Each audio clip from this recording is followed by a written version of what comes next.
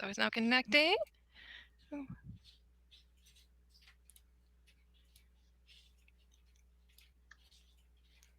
Great. Well, wonderful. Well, thank you to everyone that is jumping online right now to join us for our author event with Matthew Sullivan. This has been a year in the making, essentially. We had wanted to do this a year ago Yeah. and didn't have a chance to do it because COVID got in the way. So we're excited that we are able to do this now. So we'll wait a few minutes and see if we get some people to pop online here. I know that our in-person book club met at 6 to discuss the book. And so they'll be joining us shortly. And so I'm just checking to see if they are getting online because we don't want to start without them, obviously. Did you have a good time off? I did. I had a great time off. It was kind of a flurry. I found that after being away from people via COVID for so long, we really kind of packed it in and had a lot of catching up to do. So it was kind of like socially exhausting, but also like really, really cool to like be able to be around people again and That's good. interact. And yeah. Awesome. They're having technical difficulties, so I'm kind of double dutying right now. Yeah. Listening and Do chatting with what you need to you. do. No, that's fine. Need to do. Let's see if it is broadcasting successfully to Facebook. I did check that. So awesome. Okay. People will be able to join us there. So I'll be keeping an eye on that as well. And we've got somebody popping online there. Awesome. Looks like our tech issues are slowly getting resolved. Okay. And I have to apologize. I have been so bad at social media lately. I kind of go through these stages where sometimes I really withdraw from social media, and it's usually when I'm writing, and then other times I'm kind of more in the mix, and then doing all of that PR stuff. So I was being kind of bad. Yeah. I know that you were away as well, so that always doesn't help either. Because sometimes you try to disconnect when you're away. So yeah. So just want to say hi to Tracy. She's one of our book club attendees, regular book club attendees, and we've known her for a while. So. Oh, cool. Hi, Tracy.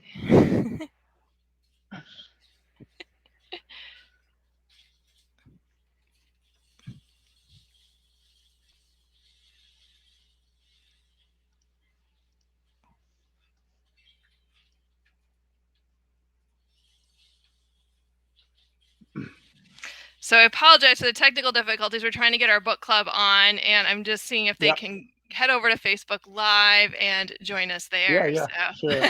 I told you about my terrible experience trying to go live via Facebook and on live television. It was and it just technical difficulties, and it was just part of what we deal with, I guess.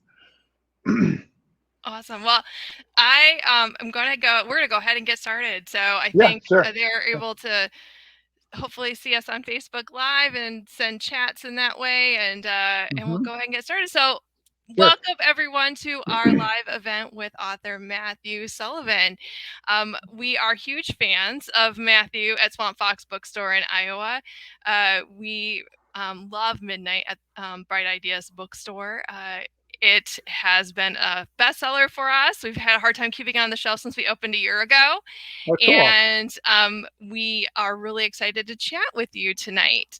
So, Matthew, tell us a little bit about what a day in the life is like for you as an author. Yeah, so kind of an interesting transition happened in my life shortly before COVID started, about a year before COVID started, where I have been for the past 17 years. I've been teaching full time at Big Bend Community College in Central Washington, very rural part of Washington State, kind of an agricultural area, and teaching English and teaching writing and teaching film and teaching literature and teaching a lot, taking on a lot of extra classes and so on.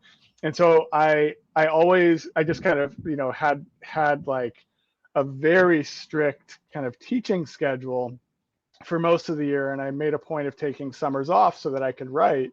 And I, the kind of writing and publishing of this book, because of that kind of just the commitment that I have as a teacher and the time commitment and so on, it took me about 10 years from the time I wrote the first sentence until it actually arrived on the shelf. And so that was, a lot of that was because I would work on it only in the summer, and then I'd get bogged down and not have time to work on it at all in the school year and so on. So I bring that up because about a year ago, well, a little over a year ago, when COVID started, I made the switch from full-time teaching and very part-time writing to part-time teaching and full-time writing. So since then, it was really just kind of by coincidence. As soon as COVID hit, that kind of St. Patrick's Day of last year, I really just kind of hit the ground running. It had just coincidentally, COVID and my switch over to writing full time happened like within a week of each other. And so everything shut down in Washington State. And I entered my little greenhouse studio here and just started writing and working on a new book. And just really kind of like suddenly I was really writing 7 days a week. And I still am. Like this vacation that I just wrapped up about, I was gone for about 9 days or so. That was the longest time in the past year and a half that I've been away from writing. And even then I was writing a lot in the afternoons and that kind of thing. So a day in the life for me is getting up early, sitting in front of the screen, working for 5-6 hours on this new book. And then until my brain is just totally melted. And then I leave the writing and I go fix the house, or during the school year I teach online and grade papers and whatnot and cook dinner and get my kids back and forth and all that.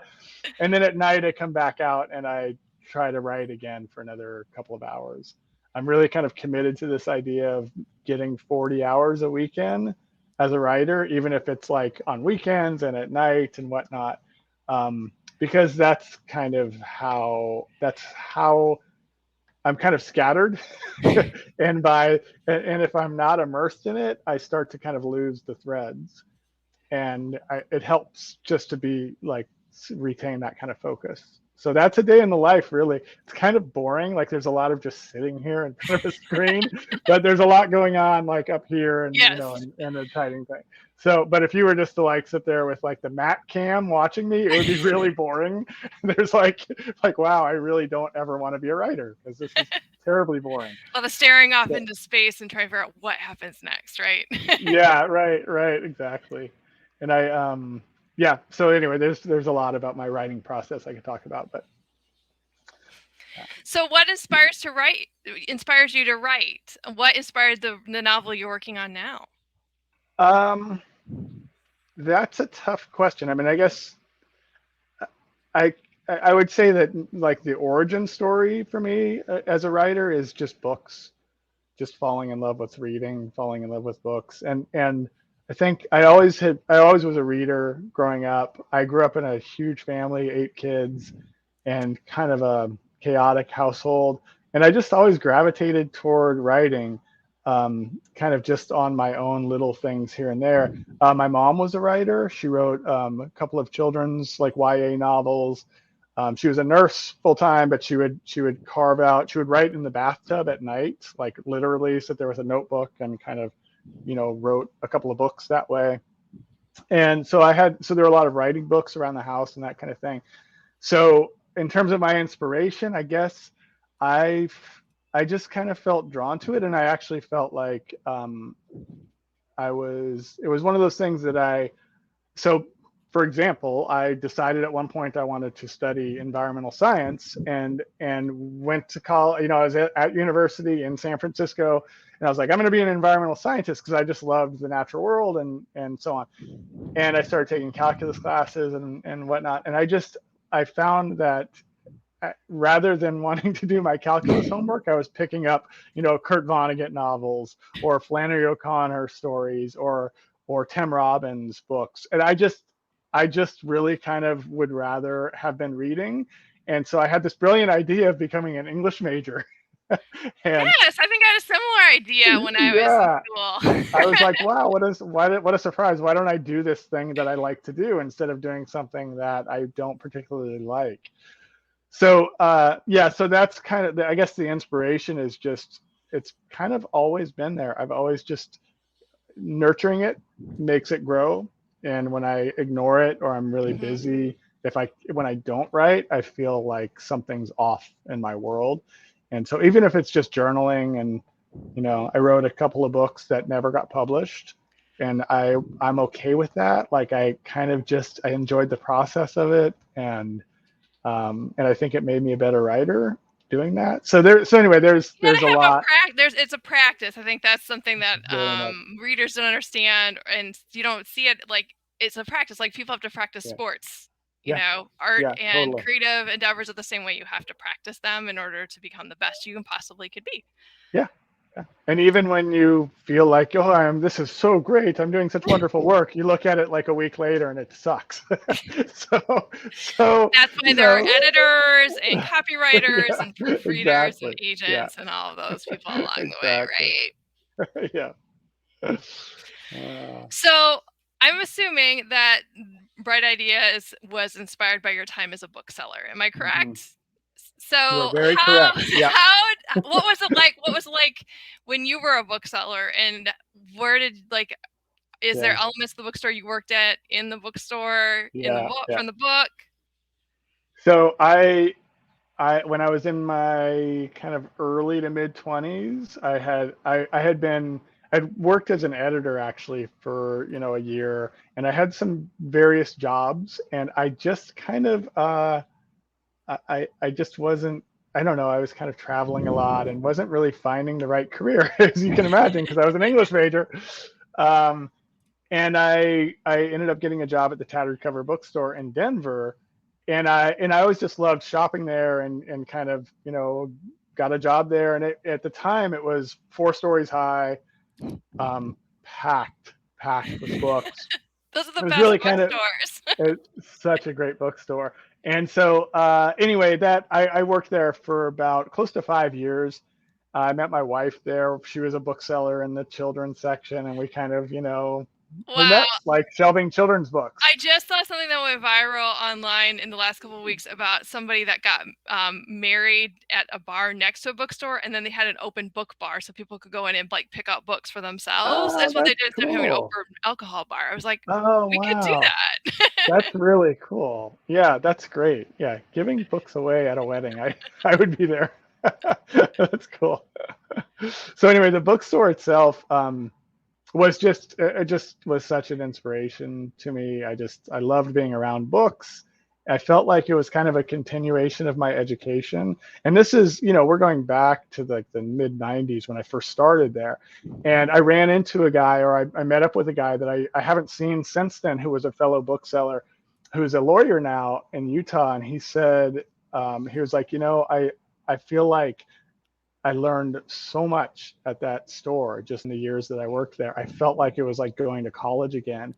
And part of it was the books, just being surrounded by it, but also just people who work in bookstores, independent bookstores, people who gravitate toward them, Mhm. customers. It was just, even though, there's an element of retail in it, it's also a very special kind of retail. It's, Yes, I agree.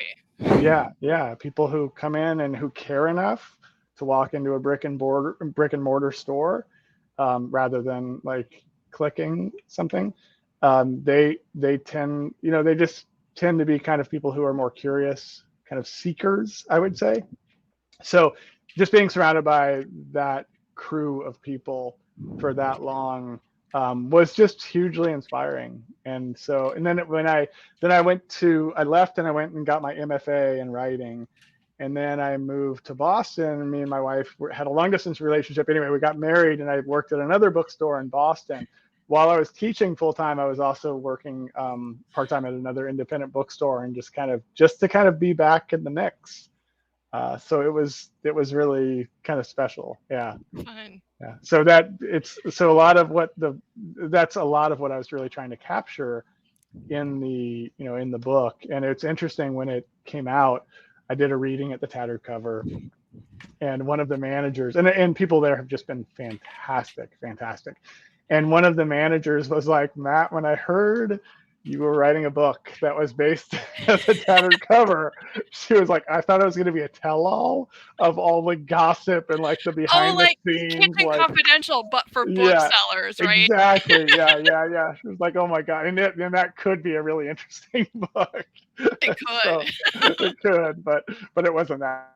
She was like, I was quite relieved. but they've just been fantastic, just so supportive and so on. So, and they're still thriving. They just opened up a new location in Denver. So it's exciting. They're doing So well. people often ask me as a bookseller, what's some of the strangest requests or funniest questions you've gotten from customers? So mine, I think I shared with you, is that one day I had somebody come in and say they were looking for a golf book and it had green in the title, which was not helpful at all. And like any book about golf specifically, since green is in everything related to golf. So do you have a funny story or anecdote to share from your book selling days? I actually was thinking of this recently because Rosalind Carter and Jimmy Carter, I think, just celebrated. I might be wrong about this, but I think they just celebrated their 75th. I believe you're right. Anniversary. It was, is it 75? Something like that. Just like, well, and Rosalind Carter came, she had written a book, and Jimmy Carter had come through the bookstore a number of times, and he's always just like a total sweetheart.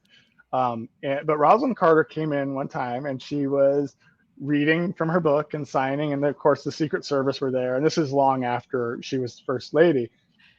And they had like set up these kind of ropes and barricades and stuff. So a big part of the store was not available to people, but this customer wanted a book that happened to be like right on the shelf, just like 10 feet away from Rosalind Carter while she's there holding court. So I like tiptoe up there and I like think I'm being all subtle and everything. And I go to climb over one of the ropes and I'm a total klutz. And my foot gets stuck and these like big tall poles come crashing down. Oh, no. I almost face plant. The Secret Service like jumps into action because they, of course they're trained to like, if there's commotion, somebody's going after the First Lady. And everybody just kind of stopped and it was kind of tense. And then she goes, "You better watch yourself there, Sonny," or some like some little comment. She thought it was hilarious that I totally fell. I was trying to be so subtle and sneaky, and I just totally bit it. So it was, so anyway, that was kind of cute, and I thought it was really cool of her because she lightened the mood and all that. And you weren't seriously injured. Oh no, and the Secret Service did not shoot me. That would have been kind of that would be tragic. Yeah. Skip that one. Yeah. So you had mentioned, I know it says a little bit on your website that you're working on a new novel. Can you share anything about it? Yeah. I'm a little like trepidatious about sharing too much, but I'm writing a standalone small town mystery with lots of characters, and I think like Midnight at the Bright Ideas Bookstore, it has this kind of elements of the past that are feeding into the present. So these things that happen in this girl's childhood come back later on, and I'm right now kind of getting close to the end of a first draft, but it's really long, and I kind of wrote 2 books.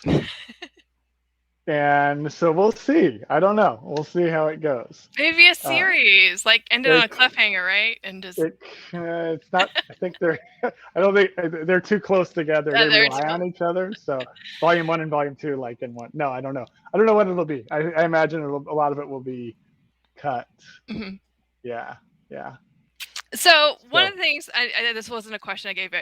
I remembered our conversation when we did the tech run through before you went on vacation, where we were talking about the importance of community and the community in the bookstore, and like how the characters were so interconnected and the stories that they shared were all intertwined.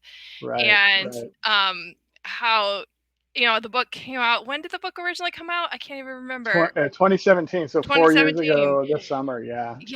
And how that still, it resonates in our world today, right? Some books don't carry well even after a couple of years, but yours, I could see reflections of our own world currently as we, are moving through difficult times.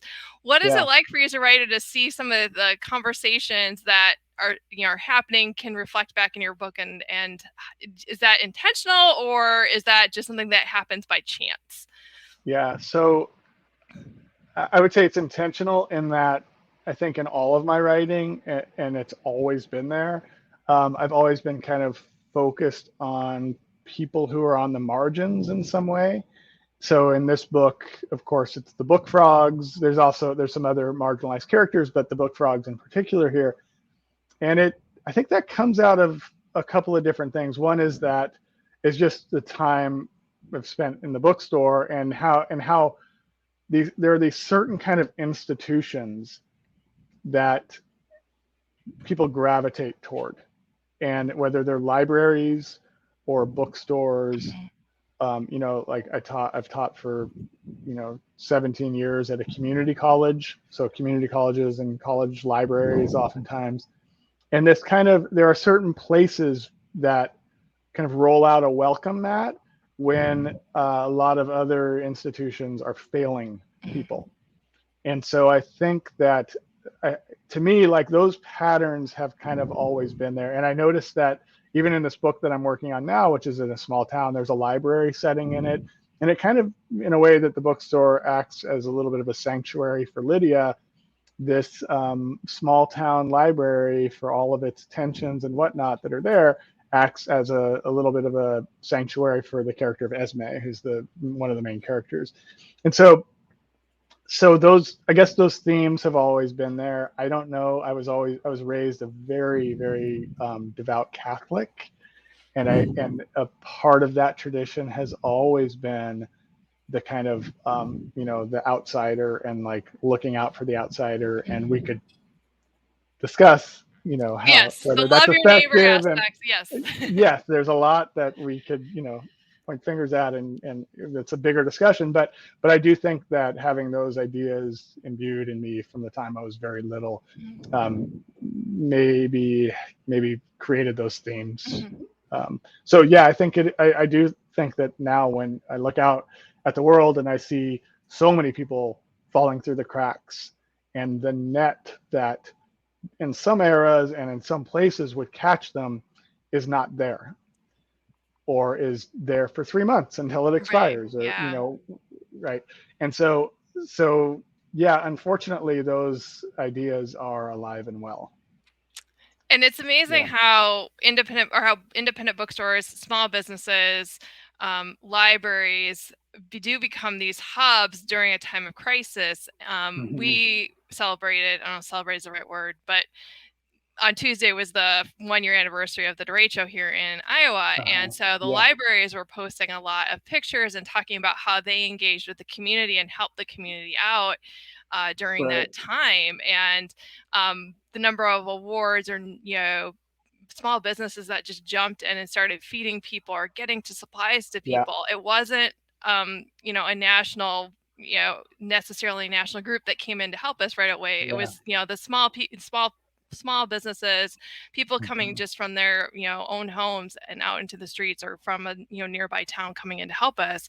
And it's amazing how books can tie people together from that standpoint. It's more than the books and more than the building. There's the resources, the knowledge that's there for the people that work there, that they can get that information out to people. It's pretty amazing. Yeah. And also Iowa, I mean, really, like, I have a brother who lives in Mason City, and his family's in Sheffield, and that seems to be a characteristic of the state.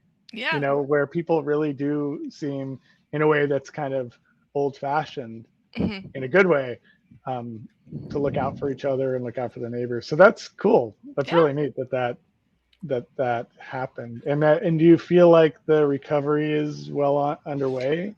It's still hard to believe a year later you drive by and still see houses and businesses with damage. I think for our town in particular, it's going to be when the library is finished, because our library in Marion was a complete and total loss due to the storm. So they're kind of in multiple places around the city and it's doing what they can, and we're great partners with them. And we actually took a book down that came in this week, or came out in the last week or so, called "So You Want to Build a Library," and it's a children's picture book with all these fantastical things to put into a library.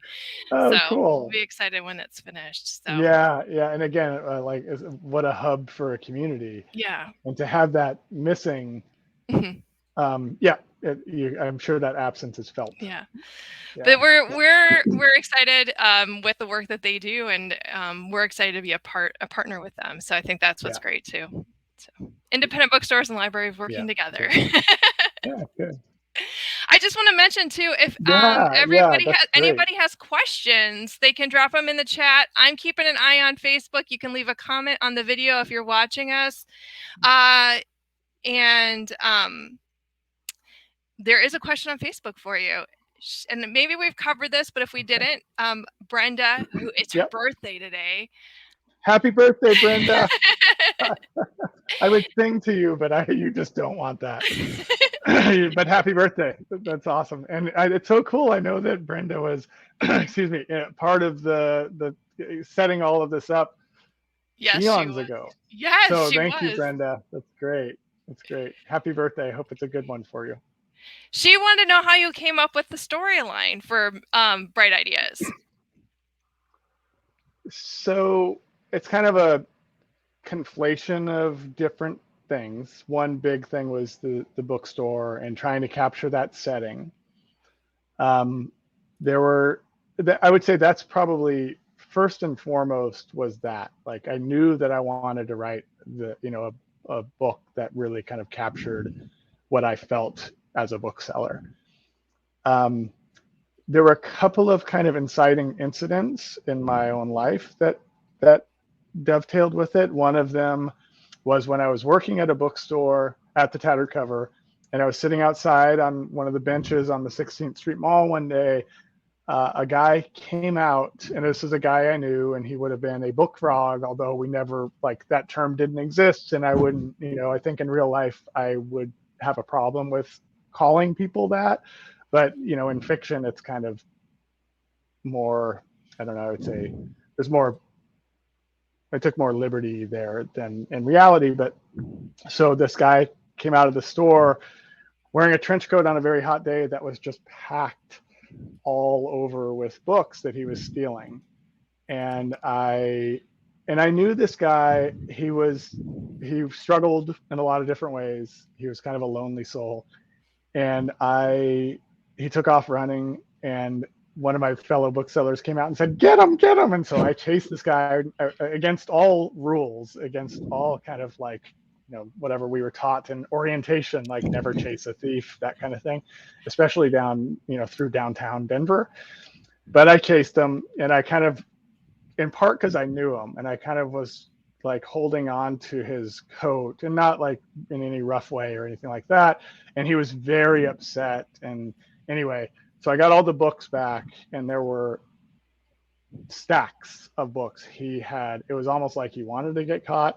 And I was looking at all these books afterwards, and he was stealing all these books that he just wouldn't read. And that's the thing that really stuck with me, that for whatever reason, probably, for a few bucks, but I don't know, maybe there was something else, the tension or something like that was going on.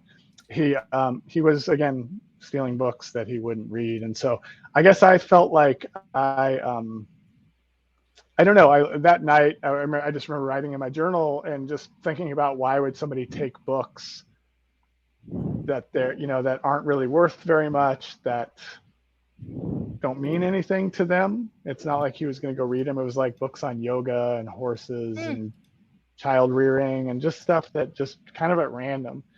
So that's where I started thinking about, well, what if there were like messages or something, or what if he was doing something to the books and then putting them back on the shelf, or that I just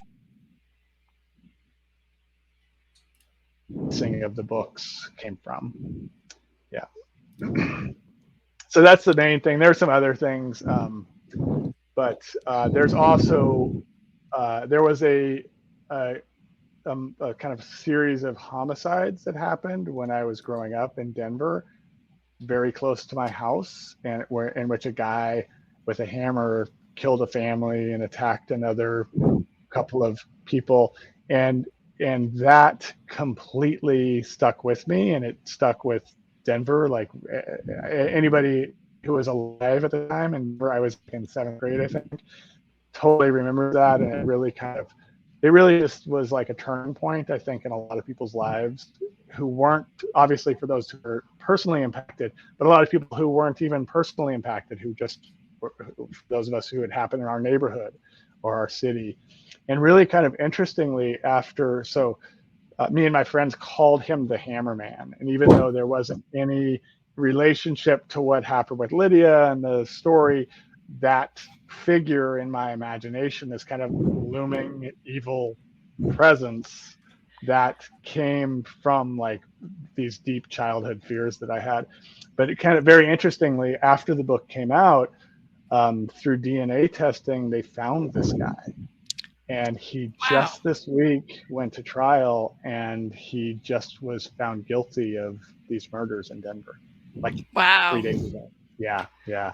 So that was that's pretty distant from the novel that I wrote, but I was definitely drawing on those fears and drawing on this kind of menace that I had in my mind about who this guy was when I was a kid. So, yeah.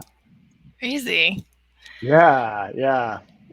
But also cool that he got caught. Yes, we had a case like that here in Iowa, where here in Cedar Rapids, where a woman was killed over 40 years ago, and they, with the miracle of DNA, had been able to track down the person that committed the crime. Yeah. So. Yeah, it's amazing. I mean, and so many people in Denver, just friends and family, when they caught this guy or when there was a DNA link that was made, people were just, it just feels like this burden has been lifted, even if it's, even for those of us who just were living there at the time. So, yeah. So that was clearly an inspiration on some level. Yeah. Yeah. So I think one question I had for you is, if you could dispel one myth about being a writer, what would it be?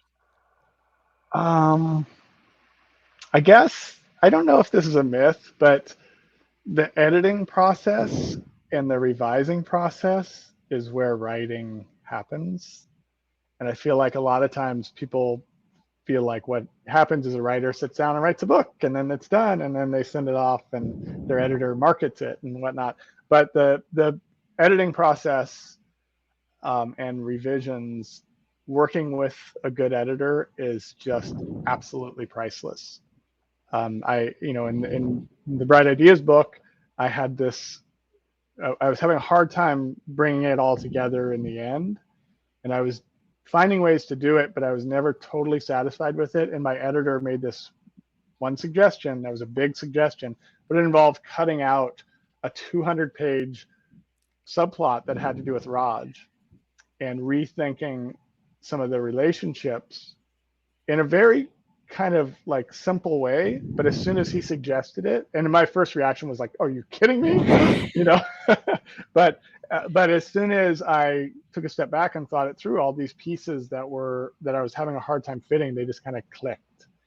And so just editors, like having good readers, good editors, good feedback is just priceless. People who know what they're doing, because writers, we can't always see our own work very clearly, and we need help.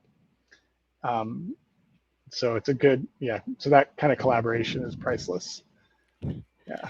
Awesome. That's true. It's sometimes you get so wrapped up in what you're doing, you don't see something could be tweaked or changed a little bit, and everything falls into place. Yeah, well, from working with authors, just the importance of having authors. Sometimes we're not the best.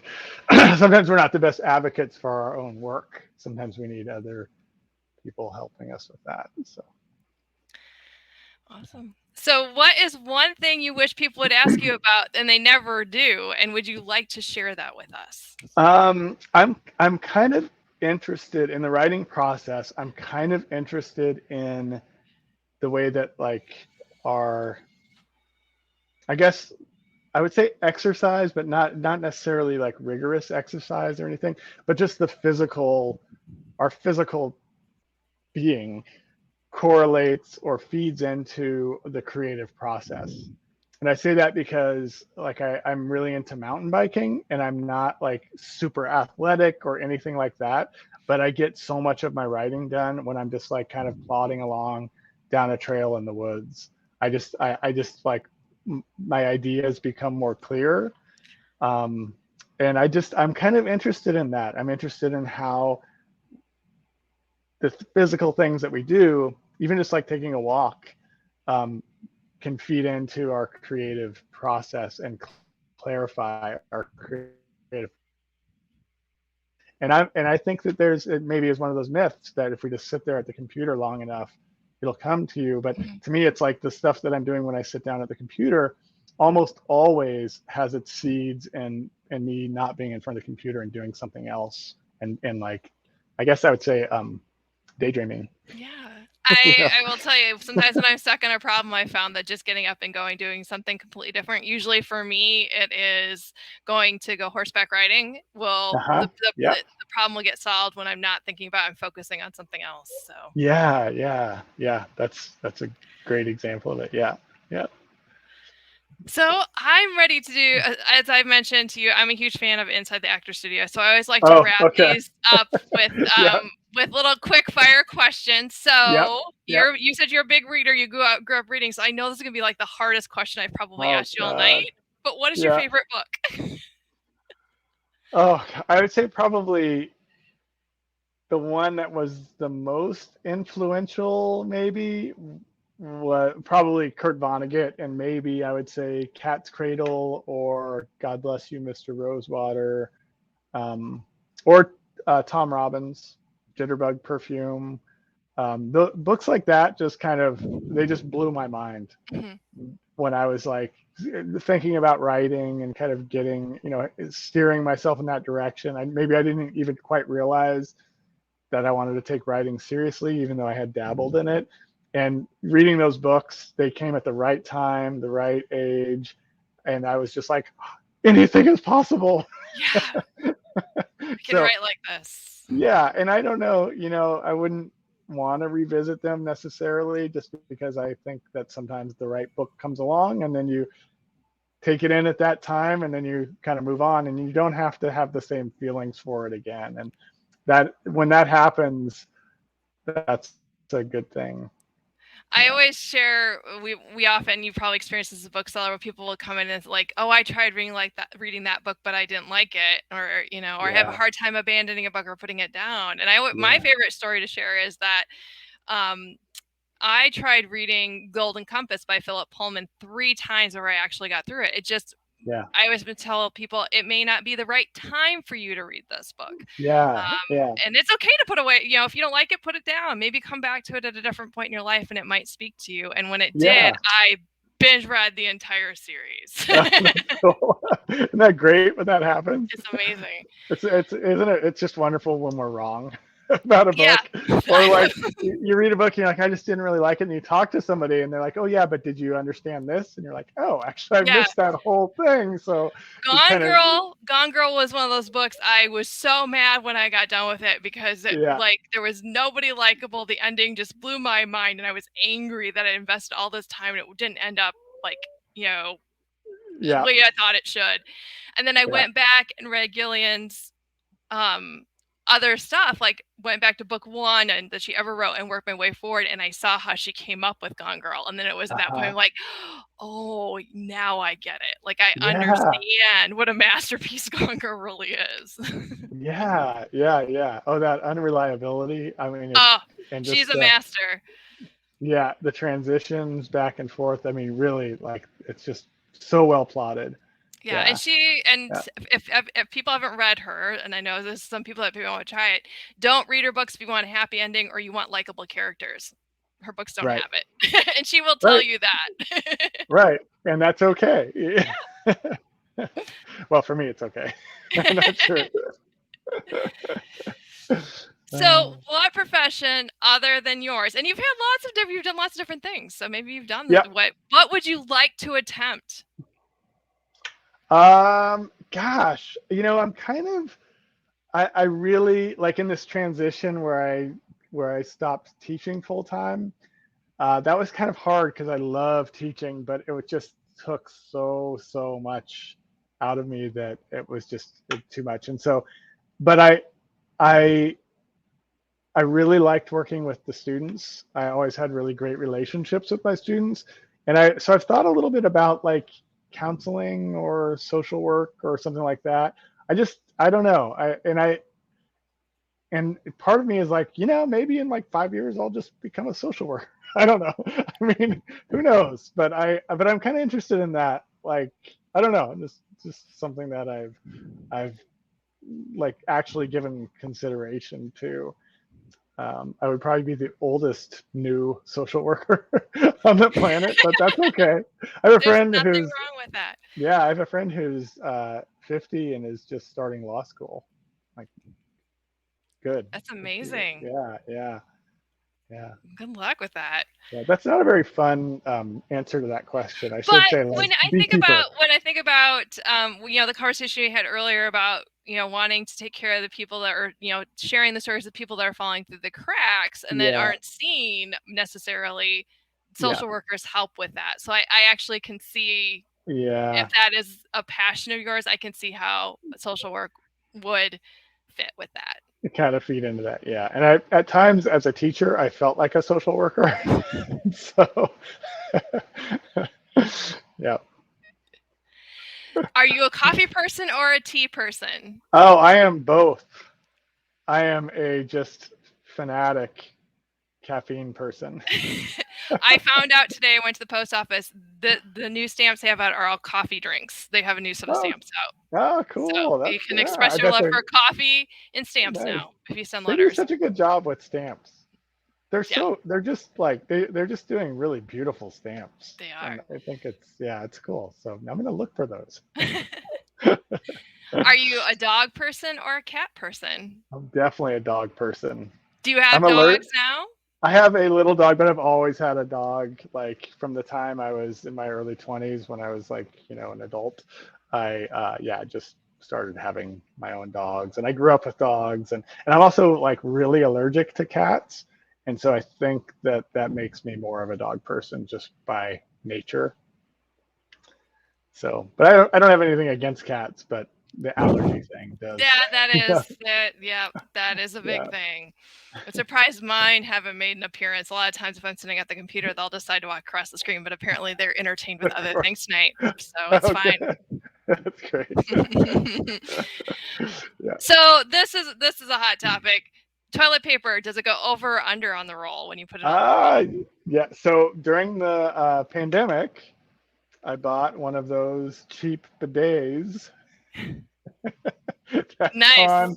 I just saw, and we really, I don't know about other towns, but like we really couldn't get toilet paper for a while. And Yeah. we actually, before I got around to connecting it up, because I also do like most of the work around our house. And so I was going to redo the bathroom at some point because it was just really, Right. really, really, really old. And so I bought a bidet and I was like, oh, but then we were able to get TP. And so I never installed it, but we're in the process I'm like really in the process right now, the next few weeks of redoing the bathroom. So then I'll see. Well, good luck So, with that. We figured out how to thank you. repair our toilet by ourselves this year too. That was something we did. We just Yeah. thought, well, we can Yeah. replace the innards, and then it kind of went farther than that, but we got it all done. So Yeah. Good old YouTube. You know. And so books, do you like physical books or electronic books or Yeah. audiobooks? I should add audiobooks to the mix I because those I are actually legit listen to people. a lot. I listen to a lot of audiobooks when I'm kind of driving or working on the house kind of thing, and I really like audiobooks. But I'm definitely a paper book, Yeah. physical book person for sure. I haven't made the jump to an e-reader, and I can kind of see the benefits of it, but I have not yet made that jump. I still feel very connected to physical books. So I like physical books too, but in the book selling world and nowadays, many of our advanced reader copies are available electronically. So I go back and forth between electronic and physical books, and I like audiobooks as well. So I just finished one. I have to tell, I should anybody who is a writer and you want a good and you like mysteries, you should check out The Ice Pick Surgeon by Sam Keene. It just came out. It's all about these dastardly things that are done in the name of science, so the ethical gray area of science. But at the end, he has an entire section about the future of crime and solving crime. So he talks about some unusual cases in crime that have happened, and then kind of like what will happen when we go to the moon or we colonize Mars, because physics and science will be different than what we know here on Earth. So if anybody's looking for ideas, dastardly ways to kill people, check it out. Yeah. The book was intense. The audiobook was really good. I'm gonna look into that. A little dark at some points and hard to listen to, but it was very interesting, especially when he was talking about some of the more there was a whole bit about Ted Kaczynski and torture and things done in the name of the battle between Tesla and Edison, and it was really interesting. So that one more time, the Ice Pick Surgeon. The Ice Pick Surgeon. Okay, I will. So I know Sam is able to find some of these interesting stories. I've read one of his other books where it was all about how some of the elements were discovered on the periodic table. So, but this one is all about the ethical gray area in science. Yeah, that sounds cool. That sounds good. I've been listening to Jane Harper books. Oh yes. On audio, and the narrator is so good. Oh, he is just a master. Yeah, and the books I just think are fantastic. Anyway, they're just solid mysteries, and well written, and they're just the audio is just brings it to a whole new level. It does. It does. Yeah. Cool. So there is one more question from Brenda. Yeah, she wants to know if there will be a sequel to Midnight at the Bright Ideas Bookstore. So the book that I'm working on now is standalone, and it is not anything related. I'm kind of thinking about a Moberg novel, a novel that's based on the detective, and kind of I have some ideas for that, and I have some kind of scenes laid out, but I like the idea of having kind of a parallel universe, almost like Tana French does, where she'll have one story that's one detective, and then a peripheral character or a peripheral place will occupy a whole different story in the Dublin Murder Squad. So I'm kind of interested in, not like to that extent, but the character of Moberg. We'll see.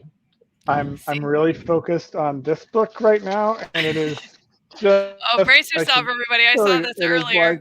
So huge and such a mess. Just proof that a lot goes on in editing. There's a lot that goes on in editing. Yeah, my color coded cut a lot, cut a little, cut it all. So some will stay in there, I'm sure. Yes, no, there'll be plenty in there. Yeah. So my last question is, if heaven exists, what would you like to hear when you cross over? I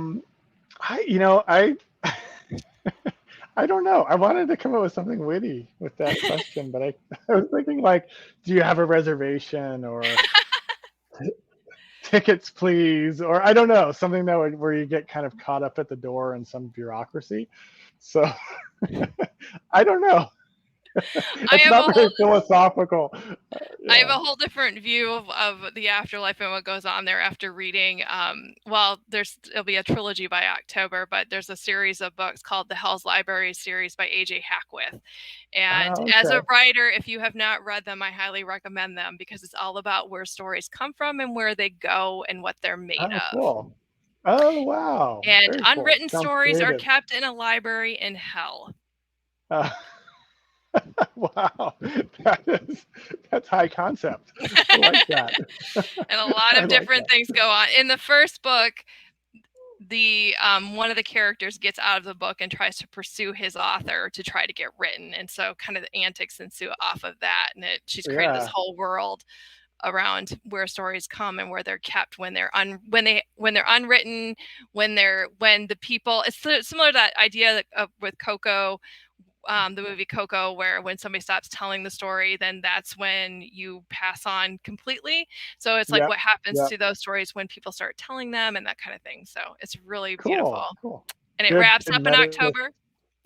Okay. Good. Good. Good metafiction there too. I love It that. is. Yep. As I love somebody, those if any, stories that are. yeah, about writing and you see all the tropes in them, she does a really good Yeah. job with it. It's not overdone. It's a lot of fun. Cool. Cool. That's another one. Good. Good recommendations. I can tell you're a bookseller. I tell anybody, anytime you need a recommendation, just send me a message. I'd be happy to help out. Yeah. Yeah. That's great. Well, I want to thank you for your time tonight, Matthew. We had a great time. We're glad that we finally got to connect, and we hope that maybe you'll Yeah. come to Iowa when this next book comes out, and maybe you'll stop in and see us, or you'll be near Yeah. and we can come see you wherever you happen to be. So we'd love to do That that. that would be wonderful. And I do, like I said, I have family in the region, so that will happen at some point again. That'd be great. We'd love to see you. So thank you Cool. again, and Cool. thank you everybody for tuning in. Yep. Thank you very much, people. I appreciate it. And happy birthday, Brenda.